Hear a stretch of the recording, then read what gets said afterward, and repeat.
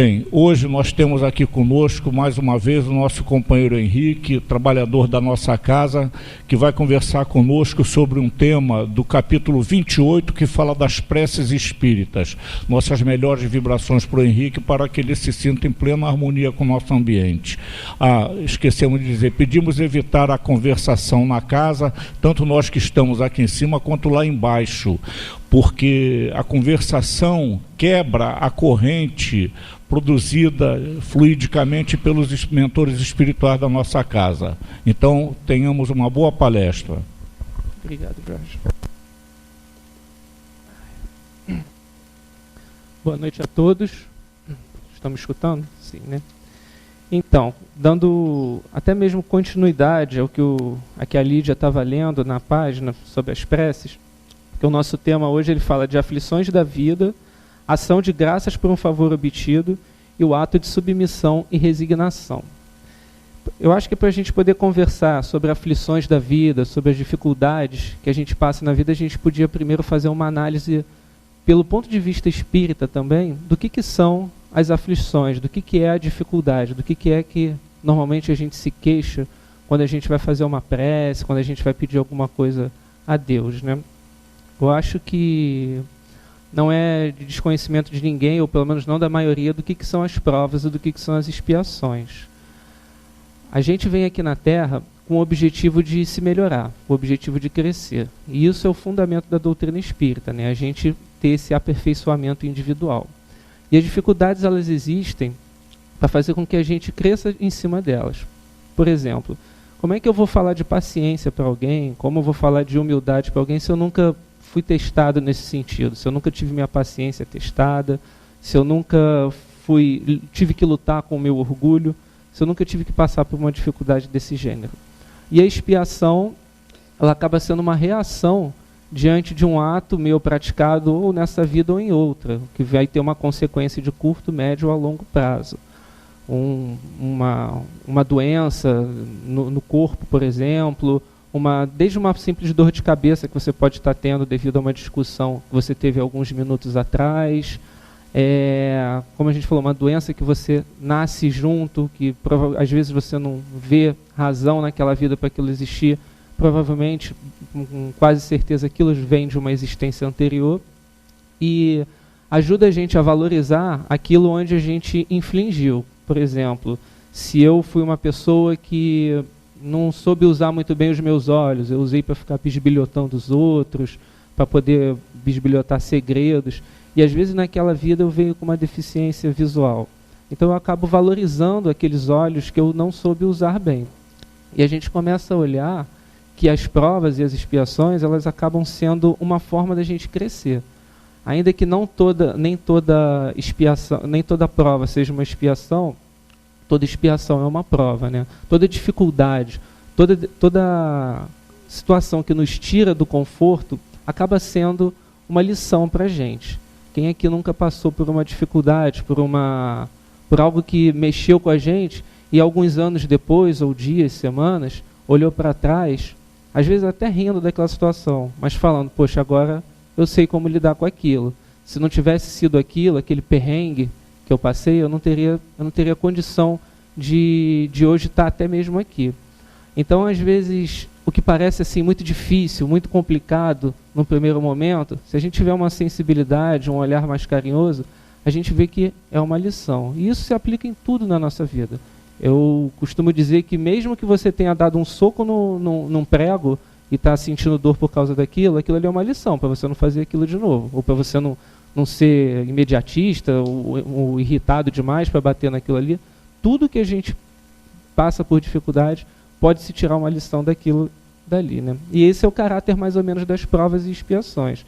É fazer com que a gente cresça, é fazer com que a gente valorize aquilo que a gente não soube usar, é ter um novo olhar para coisas da vida também que a gente também não soube usar. É sempre fazer com que a gente se impulsione, fazer com que a gente melhore. Se eu estou passando por uma dificuldade agora, é porque eu tenho condição de passar por ela. É igual uma matéria da prova. Você, lá na época de escola, você recebe uma prova que você, em teoria, deveria ter estudado, assim como também na dificuldade. Ninguém vai te dar uma prova acima daquilo que você sabe, daquilo que você tem condição de passar. E se você está fazendo ali, você tem condição de resolver aquilo. E se você tem condição de resolver aquilo e você passa, poxa, é uma coisa a menos que você tem que fazer, é uma coisa a menos que você tem que lidar. Mais uma vez, a gente cresce, a gente evolui. Outra questão das aflições da vida é quando a gente vai contra as leis de Deus, né? A gente já ouviu, ou nessa ou em outras religiões, algumas mensagens que o Cristo passou sobre felicidade, sobre viver bem, sobre crescer. E, inclusive, a própria doutrina espírita vem reforçar um pouco isso, relembrando alguns conceitos, trazendo até alguns novos. E a gente tem um roteiro mais ou menos traçado aí para como ser feliz, estimulando as nossas virtudes, amor ao próximo, caridade, reforma íntima, e por aí a gente vai. E toda vez que a gente se afasta um pouco dessas leis, a gente acaba sofrendo. Por quê? Porque, como a gente falou, é um roteiro para a gente ser feliz. Deus nos criou para que a gente seja feliz, para que nós sejamos também, no futuro ou agora também, coautores da obra dele. No momento em que você está servindo um prato de comida, dando um passe, ou que você já é um espírito elevadíssimo, que está coordenando um planeta inteiro, até mesmo uma galáxia, quem sabe, um dia, você está sendo coautor de Deus. E todo mundo aqui já deve ter tido uma febre, alguma coisa assim no corpo, ficou com uma garganta inflamada, que gerou uma febre, né, um machucado. E o que é a febre?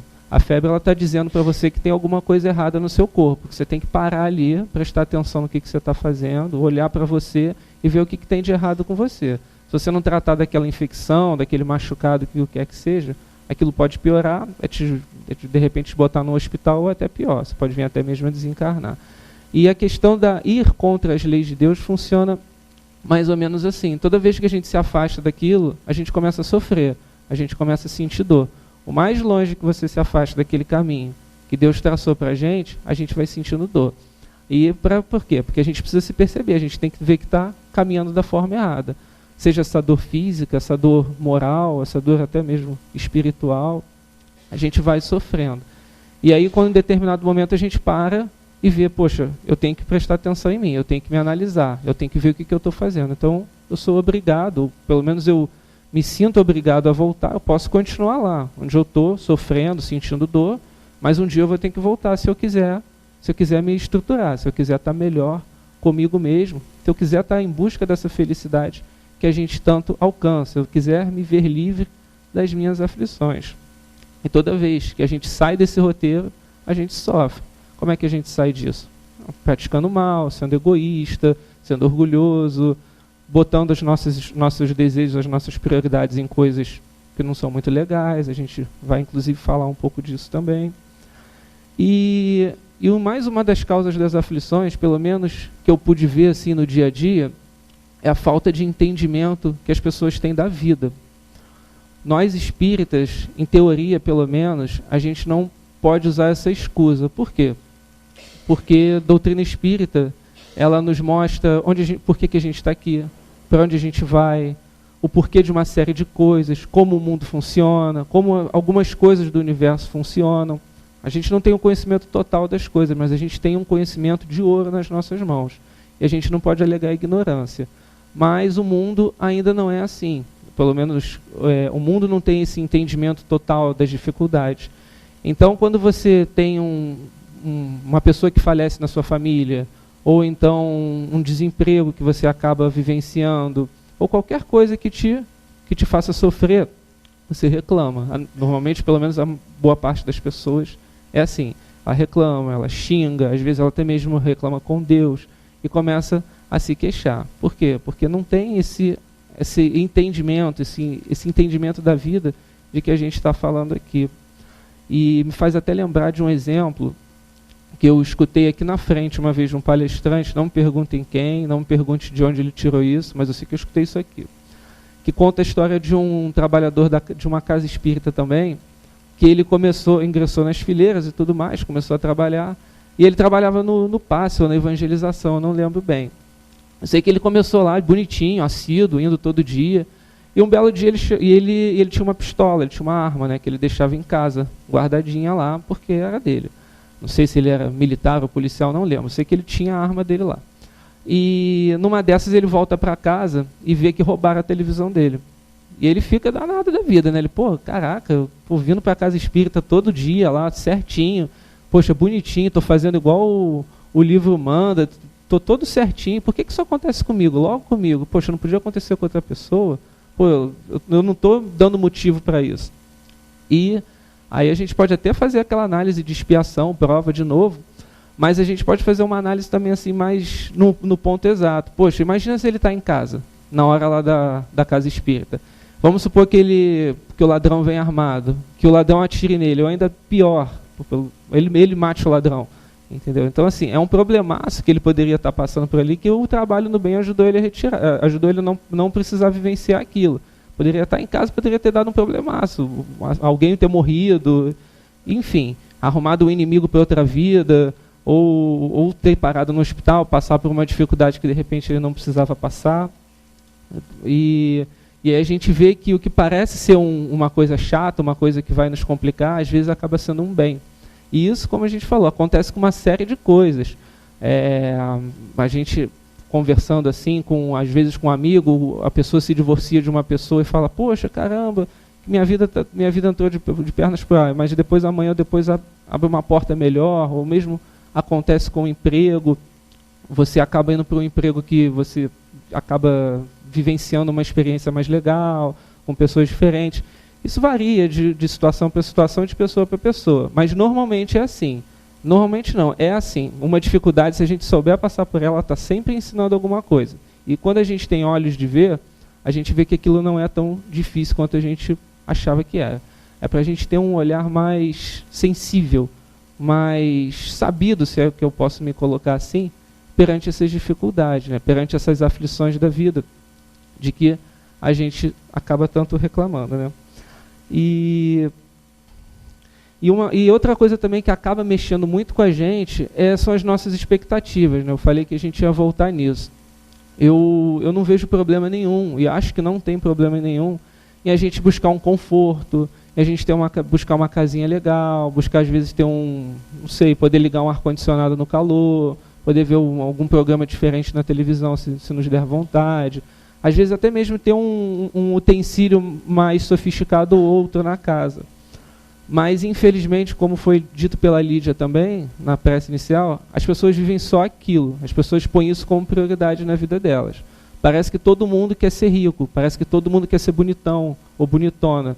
Não existe mais uma troca de status sociais. Todo mundo quer buscar aquele mesmo status. E a Terra não comporta que todo mundo seja rico, que todo mundo seja lindo, não dá. É uma situação que é incompatível até mesmo com o nosso sistema monetário, financeiro e tudo mais.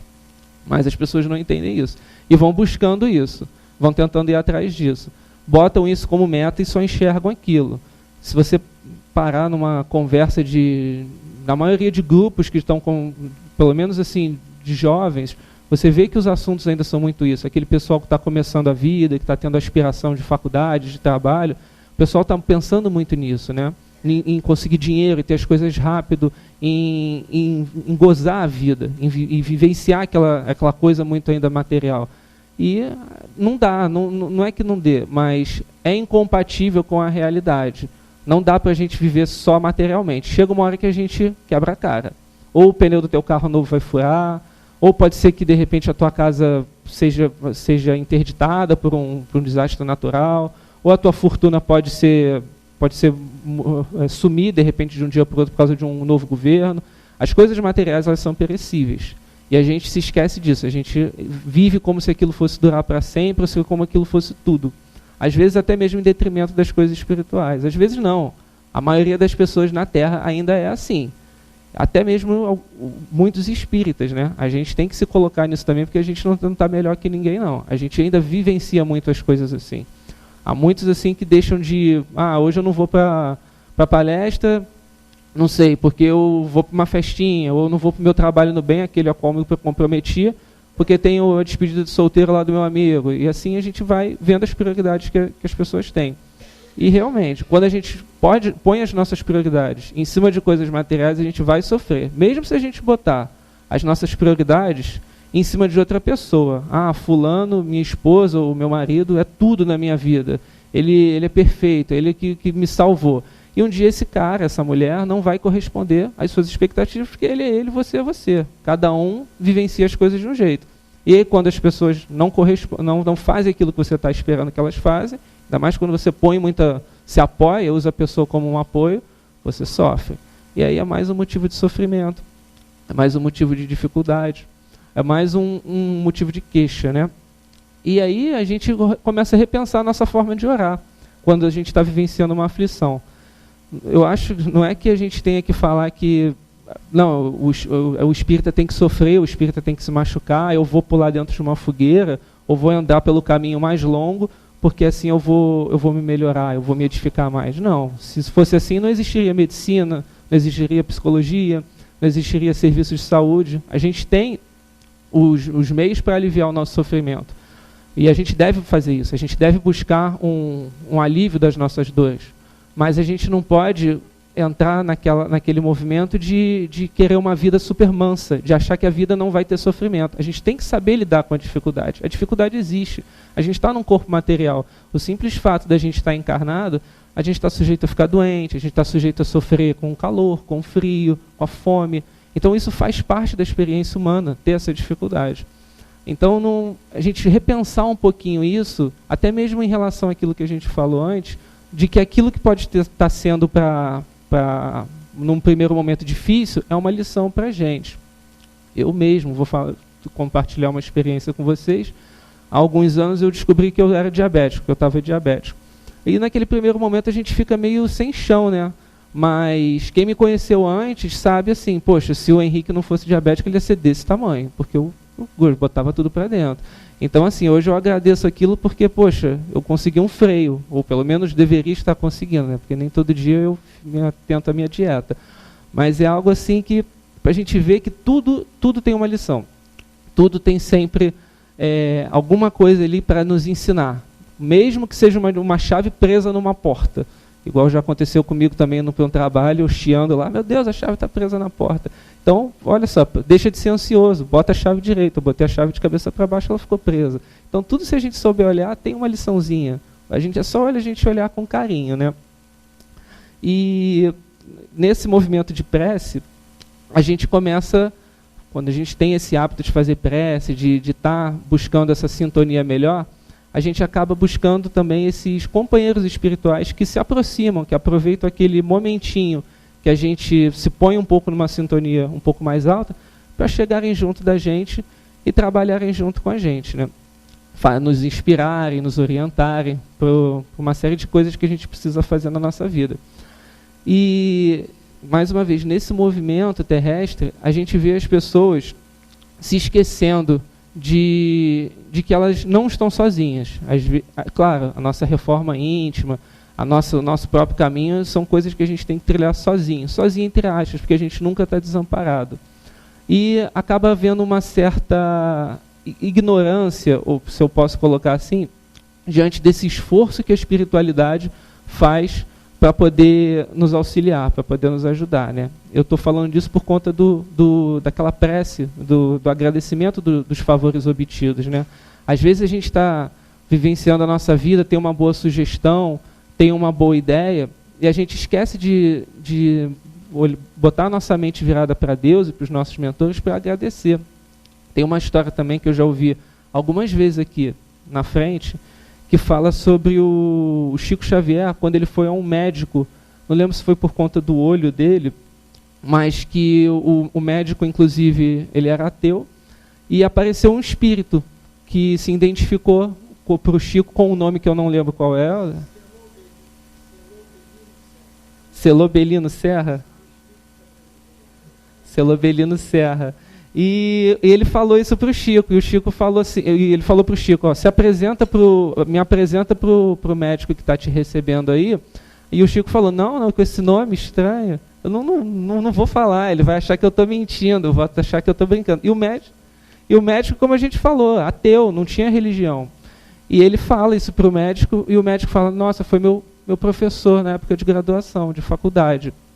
Inclusive o médico passou a estudar a doutrina espírita, não foi isso, Gilberto? Passou a ter um interesse maior, o que mostra que a gente não precisa ser espírita para estar bem acompanhado. A gente está bem acompanhado em qualquer movimento do bem que a gente faça, qualquer boa ação que você queira fazer.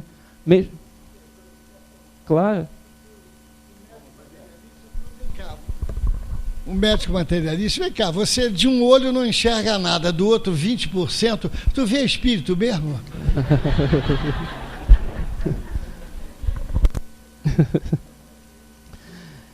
Mas assim, a gente vê que a gente nunca está desamparado, a gente nunca está sozinho, mesmo nos momentos de dor, nos momentos de dificuldade. Eu já ouvi pessoas até falarem, os espíritas falarem, acho que o meu mentor não esqueceu de mim, ou eu não tenho mentor, o meu mentor deve ser fraco, deve ser um espírito ainda que está começando a trabalhar no bem, e é por isso que eu estou sofrendo, porque ele não está prestando atenção direito em mim. Mas a gente nunca está desamparado. Paulo de Tarso já falava que a gente está cercado por uma multidão de testemunhas invisíveis.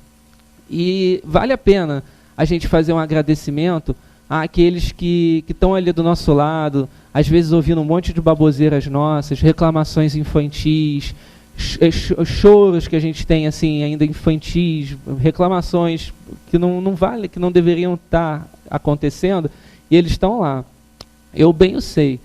E a gente está lá na nossa vida, tendo aquelas boas inspirações e realmente não para, né? Eu, uma vez mesmo, quando fui saltar do ônibus, um motoqueiro ia me pegar. Assim, eu estava saltando, o ônibus parou fora do ponto, eu estava errado também. E eu fiquei depois pensando naquilo. Eu falei, poxa, se fosse mais um segundinho, o motoqueiro me pegava. De repente, aquele motoqueiro teve uma inspiração para andar mais devagar. Ou eu, que gosto de ficar plantado na porta do ônibus, daquele dia fui com mais calma. E a gente não para pensar nisso. A gente não para agradecer a Deus pelas simples coisas da vida. A gente está naquela de querer mais, de querer tudo muito bonito, de querer tudo para agora, de querer aquela vida mansa, perfeita. Não, eu quero ser espírito superior, mas eu quero o trabalho X, eu quero estar aqui no lugar Y. Se não for assim, não vale, é injusto, não estou sendo atendido da forma que eu deveria.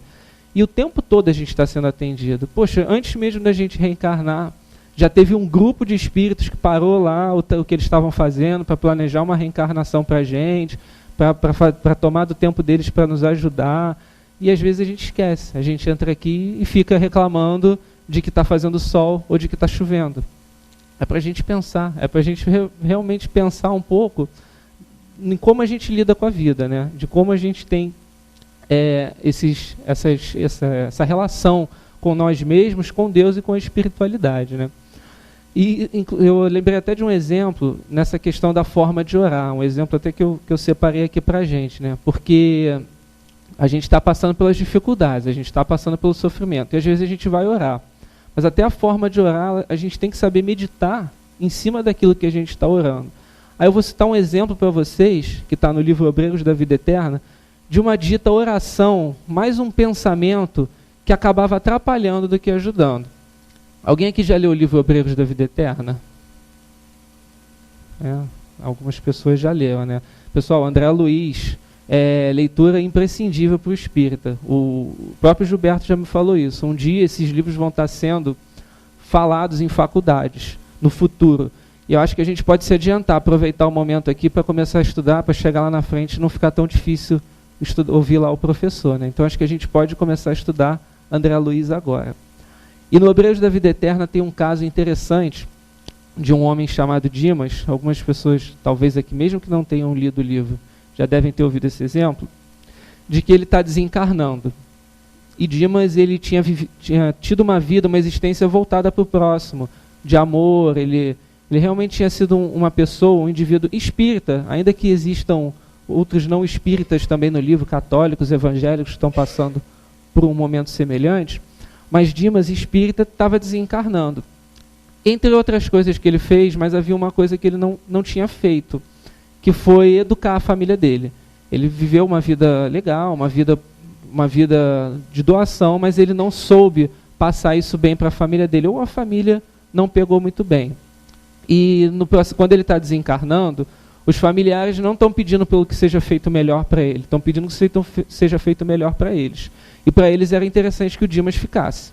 Então o André Luiz vai narrando que Dimas está numa cama, como se ele tivesse ensacado numa teia de pescador, aquelas redes, sabe, de quadradinho, trançadas, plasmados pelos pensamentos da esposa e dos outros familiares dele, que queriam que ele ficasse. E ele está querendo desencarnar porque acabou a prova dele. Poxa, aí usando aquele exemplo de escola que a gente está falando, Imagina, a gente fez a nossa prova toda bonitinha, entregou lá na mesa do professor, ele não deixa a gente sair. Nossos coleguinhas de sala ficam segurando a gente para a gente ficar naquela sala de aula. É a mesma coisa com uma pessoa que está chegando ao final de uma encarnação. Ela concluiu a prova dela, e muito bem aquele homem, por sinal. Nada mais justo do que ele possa desfrutar do merecimento dele, né? Mas a gente quer o cidadão aqui do nosso lado, quer andando aqui. Mas tudo bem, isso é outro detalhe. Eu sei que Dimas, ele tinha um mérito, e por isso os espíritos fizeram esse movimento de fazer aquela súbita melhora. Ele está lá no hospital e de repente ele tem uma melhora orgânica ali que todo mundo fala, uau, o cara melhorou, legal, não precisamos mais nos preocupar. Aí os familiares tiram o pensamento de cima, param com aquela petitória ali dele ficar, e nisso eles conseguem trabalhar e desencarnar o Dimas, tirar os últimos laços que seguravam ele ao corpo. Aí o Dimas consegue desencarnar, porque se fosse ao contrário, ele ia sofrer uma perturbação tão grande ali, que ele não precisava passar. Como acontece com uma série de pessoas aí que a gente não tem informação, mas a gente vê pessoas desencarnando, às vezes com o familiar agarrado lá no pescoço, não se vá. Mais uma vez, a gente não está aqui para julgar ninguém, a gente só está para fazer uma análise dos fatos, do que pode acontecer quando a gente não pede o que é melhor para a situação, mas a gente pede o que é melhor para a gente. Ainda mais numa situação onde envolva outras pessoas além da gente, vamos pedir que seja feita a vontade de Deus, não a nossa. Ou antes da nossa, a vontade de Deus, que foi o caso que estava acontecendo ali. E nessas petitórias que a gente vai fazendo, a gente vai, às vezes, sofrendo também, né? Até a forma, das vezes, a gente fazer uma prece precisa ser repensada. E, mais uma vez, falando de prece, a gente, às vezes, tem até o hábito da prece. Senhor, me ajuda, me dá aquilo que eu preciso. E o camarada vai fazendo a prece dele, de manhã e de noite, ou no momento lá que está sofrendo. E às vezes a situação não melhora do tempo que ele queria, porque como a gente falou, nós ainda somos espíritos imediatistas, nós vivemos num mundo muito imediatista, muito do aqui e do agora, né? E aí, igual a gente vê aqui na Casa Espírita, às vezes chega uma pessoa com um problema aqui e fala, não, eu estou disposto a melhorar, me fala o que eu preciso fazer. Aí é dito aquele roteiro. Você vem a uma palestra, você faz um trabalho no bem, você busca estudar. Aí o cara até faz isso uma semana, duas, um mês, dois, mas depois ele cansa, ele para. Ou ele às vezes até tem uma melhora, mas aquilo não sai do tempo que ele precisa. Não, eu quero para ontem, eu quero que você venha aqui e resolva o meu problema. O Odir, um amigo meu, até conta, que uma vez ele estava aqui preparando uma quentinha, chegou uma mulher aqui num dia de chuva, de muita chuva, e falou, é aqui que traz o homem amado em 4 dias? Aí ele, não, minha senhora, não é aqui não, aqui a gente faz outra coisa. Não, eu quero saber se aqui traz o homem amado em 4 dias ou não. Ele, não, aqui a gente não faz isso. Ela pegou aquele monte de gente, umas criancinhas estavam com ela, pegou e foi chuva dentro. Não tem como a gente trabalhar, não tem como Deus trabalhar assim. A gente precisa treinar também a nossa paciência e as nossas escolhas, assim como a nossa percepção de vida, né? E nessa questão do imediatismo, eu acho que vale a pena a gente citar outro exemplo do André Luiz também, que é do livro Entre a Terra e o Céu. Alguém já leu esse livro aqui, do André Luiz? As pessoas também já leram, né? É um livro muito legal, muito interessante, que a gente também não pode deixar de ler. No início do livro, uma menina que eu acho que se chama Evelina, ela faz uma prece de muita emoção pela família dela. A família dela estava passando por um momento difícil, o irmãozinho dela tinha desencarnado, a madrasta dela estava se sentindo culpada, porque ela teve uma parcela de culpa no desencarne, porque ela ficou desejando a morte do menino, o pai dela ficou transtornado com a situação, e ela faz uma prece para a mãe dela que já havia desencarnado, para auxiliar aquela família, né, para auxiliar aquele grupo de espíritos. E interessante que a mãe dela era obsessora da madrasta dela, né? A prece não chega daquela forma até ela. Mas a prece foi feita de coração, de uma intensidade tão grande, que ela ganha as alturas e chama a atenção dos bons espíritos. E os espíritos se programam até fazer um socorro em cima daquela criatura, né? Então eles vão se reunindo, eles vão fazendo intervenções. Eu vou contar o livro aqui para vocês.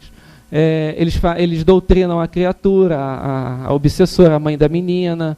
Eles vão ajudando o menino que desencarnou no livro também, vão ajudando outros espíritos envolvidos naquela trama, que acabam sendo relacionamentos próximos e vizinhos.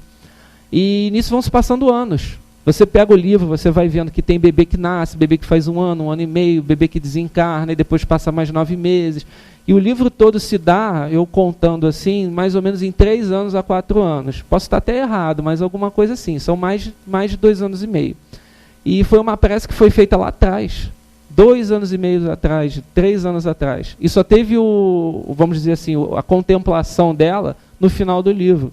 Não é que todos viveram felizes para sempre, mas que as pessoas se acertaram ali mais ou menos para seguir o caminho delas. Então a gente vê a importância de dar continuidade, de fazer a prece e de dar continuidade à prece também, né?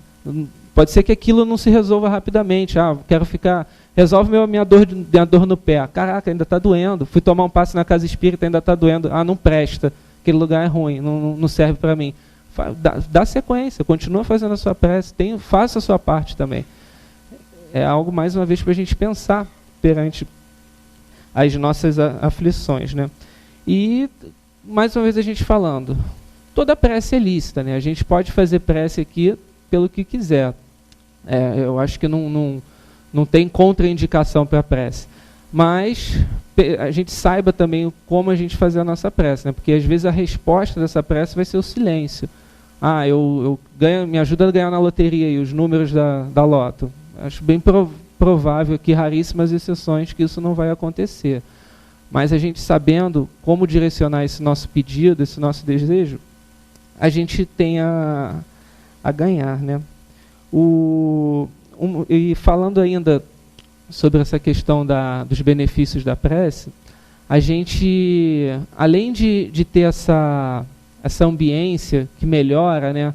Quem é que faz o culto no lar, em casa, com uma frequência, com uma certa pontualidade, porque é importante também, né, a gente fazer o culto no lar no horário certo. Não é que não possa fazer em horários diferentes, mas os espíritos têm hora, né? Então, quando você determina aquele horário ali certinho, eles vêm ali naquele dia que você fez, naquele horário estabelecido, naquele momento ali, naqueles 15 minutos, naquela meia hora, às vezes, por semana, que muda a cara da sua semana. Pelo menos o seu dia eu garanto que muda. Isso, pelo menos, eu posso aqui falar, né? Inclusive, tem até uma história sobre que o Gilberto também já me contou, sobre essa questão de pontualidade no culto, onde veio uma moça, né, buscar socorro, e foi dito a ela que ela viesse até a casa espírita para ela poder se reforçar, para ela poder ver um pouco daquelas aflições dela diminuírem. E ela falou, não, eu sou muito ocupada, não dá. Aí o pessoal falou, não tem problema, sabe o que você faz? Você faz o culto do lar na sua casa, na hora X, aqui no dia Y, e os espíritos vão estar lá, vão estar te ajudando. Aí ela, não, tudo bem, pegou, botou o livro debaixo do braço e foi embora. E os espíritos vão até a casa dela, na hora combinada, procuram o lugar onde deveria estar acontecendo o culto, não a encontram, vão vasculhando pela casa e encontram ela numa brincadeira de pif-paf, né, com as amigas. Aí, gente, a gente pensar mais uma vez nas nossas prioridades, né? Aí o cidadão reclama, eu estou sofrendo, mas o que é feito para mudar isso, né? Às vezes nem essa parte que nos cabe, a gente está fazendo. E quando a gente ganha tanto com esse momento da prece, né? Esse saber valorizar. E quando a gente também faz uma prece, agradecendo a Deus, falando sobre essas coisas que a gente está falando também, eu acho que a gente treina um pouco a nossa humildade também. Saber que a gente não é senhor de tudo, né? Isso aqui aconteceu porque eu soube escolher. Ótimo, mérito para você. Mas aí a gente volta lá naquele outro ponto da palestra, que a gente nunca está sozinho. Não vamos ignorar quem está nos ajudando também. Então a gente treina as virtudes, a gente treina a paciência, a gente treina a nossa capacidade também de saber lidar de saber sair de uma situação, não fisicamente, mas espiritualmente, mentalmente falando, sair de uma situação difícil, de você não se contaminar por aquilo. A prece, diz André Luiz, que a prece é o meio mais forte que o espírito tem de interagir com o mundo, de se fazer influente dentro de uma situação. É a faculdade mais poderosa de um espírito. E como a gente usa essa faculdade, né? Mais uma vez é para a gente pensar, né? E a gente vê Jesus fazendo uma análise, se é que a gente pode se colocar assim, a fazer uma análise de Jesus, bem simples e bem rápida aqui, mas havia aqueles momentos onde Jesus, a gente lendo a história de Jesus, estudando um pouquinho, de que ele se colocava em conexão com Deus, de que ele falava, que ele entrava em contato com a espiritualidade, e depois ele vinha inspirado dar as palestras que ele fazia, dar os ensinamentos que ele fazia, aquelas coisas que a gente conhece que Jesus já o fez, né? E uma coisa que eu acho interessante é a capacidade de conexão que Jesus tinha com Deus. Eu acredito, não sei, eu posso aqui estar me dando um passo além, mas que Jesus já não tinha intermediários entre ele e Deus, ele se colocava diretamente com Deus, ele ouvia os pensamentos de Deus e os reproduzia, conforme eram as ordens de Deus, os desejos de Deus. E a gente tem que treinar isso um pouco também, né? Da gente começar a entrar em sintonia com a espiritualidade, consequentemente com Deus. Saber tá nessa vibração, nesse movimento de conexão mesmo, né? Da gente treinar isso um pouco. E a prece, como a gente falou, acho que toda prece ela é válida, não só essas que a gente fez uma análise, mas acho que toda prece é válida. Aí, se vocês me permitem, eu vou compartilhar uma outra história com vocês, que foi de uma prece que eu vivenciei, né? Eu não sei se vocês já viram aqui, mas aqui tem um pôr do sol muito bonito. Agora com o horário de verão, se vocês chegarem aqui 7 horas, vocês veem que aqui tem um entardecer muito bonito mesmo. Mesmo nos dias de chuva, é sempre bonito. E eu estava uma vez ali, debruçado na janela, olhando o pôr do sol, né? E vi um rato na praça. Eu chamo essa história da prece por um rato. Porque ele estava correndo ali. E ele se ferrou porque ele encontrou um grupo de meninos que começaram a chutar o rato, né? Machucar o rato. E realmente um rato dentro de casa é desagradável, né? Mas ele estava na praça, eu fiquei com pena do rato. Falei, poxa, tadinho, o crime dele é ser um rato. Qual o problema dele ser um rato, né? E eu fiquei triste com aquilo. Eu falei, poxa, eu vou fazer uma prece por esse rato, que é o que eu posso fazer. Não dá tempo de eu correr lá embaixo e falar para os meninos pararem, nem eu gritar pela janela. Eu comecei a fazer uma prece pelo rato. Eu sei que os meninos tinham uns pedregulhos desse tamanho aqui, que eles começaram a errar. E eu falei, pô, tá dando certo, vamos lá. Vamos lá que a coisa está funcionando. E comecei a fazer a prece, mas com desejo mesmo. Até que o rato, já meio cambaleando assim, um deles pegou, encaixou um chute assim, bem colocado mesmo, que o rato ganhou uma altura assim de... Daqui até aquela porta de vidro, quase 10 metros. Não sei se daqui tem, não sou muito ruim em metragem. Mas foi até mais ou menos ali. E nisso o rato ganhou fôlego, pegou e fugiu. Saiu, entrou pelo ralozinho do bueiro e foi embora. Aí eu falei, poxa, que interessante, né? Realmente as preces, a gente pode fazer a prece e aquilo tem um impacto. Tudo bem que foi por um rato, mas é válido, né? E aí eu lembro, falando disso, daquela questão do ser coautor, né? Do universo. Porque era o destino daquele rato desencarnar, o rato não tem programação reencarnatória, mas ele precisava desencarnar. Eu não sei, talvez não, ou talvez sim, não sei, mas o que importa é a gente saber se colocar dentro de uma situação e de uma forma positiva, que aí a gente vai lá naquele ponto principal que a gente estava falando antes, da gente ser coautor junto com Deus, na melhora do mundo. É uma coisa simples, uma história boba, de brincadeira, mas que foi real, e que é uma prece por um rato. Mas a gente pode fazer muito, sabendo fazer a nossa prece, sabendo se colocar diante da vida, das situações difíceis, porque Deus espera uma coisa de todos nós, né? Todos nós temos o nosso papel, todos nós temos as nossas missõezinhas, as nossas provas, as nossas expiações, que vão fazer com que a gente cresça. Mas a gente pode, de alguma forma, estar ajudando, cooperando de uma forma positiva, não só para Deus, que tem um outro olhar de vida, que eu nem me arrisco aqui dizer, mas para a gente também, da gente estar colaborando junto com isso, né? de estar fazendo um bem, estar participando na construção de um mundo melhor. E se a gente realmente quer ver um mundo melhor, cabe a nós aqui, individualidades aqui, fazer isso. Quem passa nas salinhas aqui de quarta sabe uma coisa que eu sempre falo. Se a gente quer ver um mundo melhor, a gente fica muito naquela atitude, às vezes, passiva. Não estou falando que isso é ruim, pelo contrário, é bom, mas que 500 espíritos de alta elevação vão reencarnar no Brasil, mais 2.000 espíritos vão reencarnar no planeta, o que é legal, o que mostra que a gente está precisando de uma impulsão. Mas a gente vai ficar deixando tudo na mão deles? Deixa que o Gilberto resolve, deixa que a Ana resolve, deixa que a Rosângela resolve, porque eles já são os coordenadores. Tá precisando alguém está precisando de ajuda, alguém vai ajudar. Não, vamos nos colocar, vamos saber entrar dentro do mundo também e ser parte daquele movimento de melhora do mundo, né? Porque é muito fácil a gente ficar com aquele olhar de que a sociedade é ruim porque as pessoas são ruins. Mas a gente faz parte da sociedade também. E se a gente quer viver numa sociedade melhor, a gente tem que se colocar. Os mendigos te incomodam? Vai fazer um trabalho de caridade com eles. A fome te incomoda? Vai distribuir comida. Vai fazer algum projeto aí que envolva a alimentação das pessoas.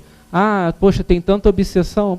Vai estudar e vai dar passe. Vai trabalhar com alguma coisa a ver com mediunidade. Eu não sei. Cada um use seus talentos conforme isso. Mas eu acho que para a gente fechar até o nosso encontro, vamos pensar principalmente não só na prece, né, na gente saber fazer a prece, da gente saber se colocar dentro de um momento de prece, mas saber pedir também, né? O que é importante realmente para nós? Será que é importante a gente ter o bolso mais cheio ou o bolso menos cheio? Eu não sei, mais uma vez. Cada um aqui tem a sua capacidade de raciocínio, de analisar as coisas, de estudar a doutrina espírita e entender como as coisas são, para a gente poder saber se colocar dentro de um movimento de prece, né? Falando até essa coisa de bolso, eu lembrei de um exemplo que uma amiga minha me deu uma vez aqui na casa espírita também, que ela sempre se queixava de que estava realmente sem dinheiro. Ela foi fazer uma prece que ela estava precisando de dinheiro. E começou a aparecer oportunidade de emprego para ela. E ela, eu não quero dinheiro, eu não quero emprego, eu quero dinheiro. E a gente tem isso também, né? De que, às vezes, Deus te dá a forma de você conseguir aquilo, ou os espíritos também, e você quer o resultado pronto. Aquele negócio que a gente falou do entre a terra e o céu. Levou 3 anos de fazer prece, não vou fazer. Eu prefiro não fazer.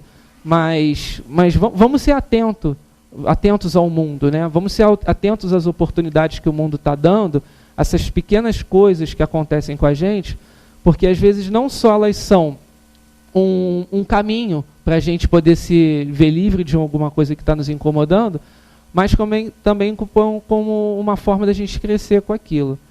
Eu acho que era isso. Gente, boa noite a todos. Obrigado.